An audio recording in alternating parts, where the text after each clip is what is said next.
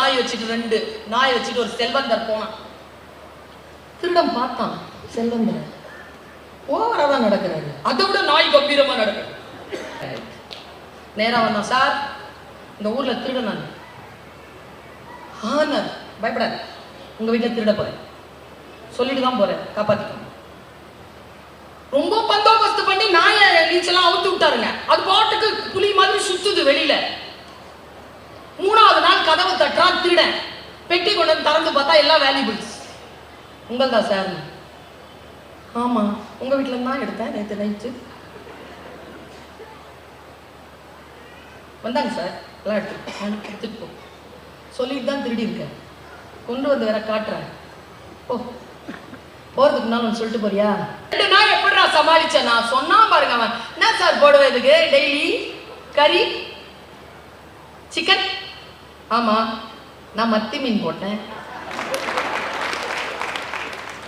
ஒரு அம்மா திடீர்னு பிடிக்குது. ஐயோ மேடம் என்ன சொல்றீங்க? நாம சிக்கன் தான் போடுறோம், நம்ம கறி தான் போடுறோம், வெளியில மீன் போட்டுறாங்க.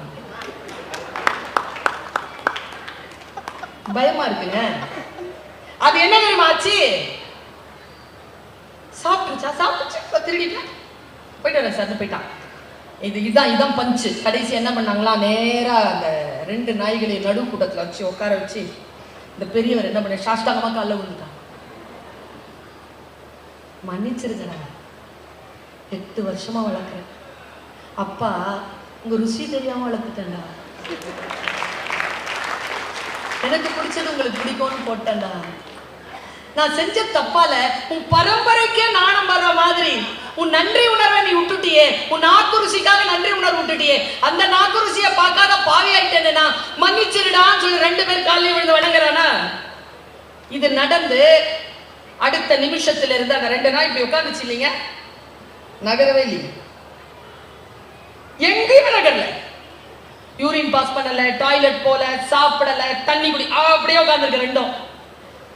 3 நாளா கெஞ்சுறாரு, கொஞ்சம் சாப்பிடுறா, அப்பா தப்பா சொல்லிட்டேன்டா, கோச்சிக்காதீங்கடா, சாப்பிடு.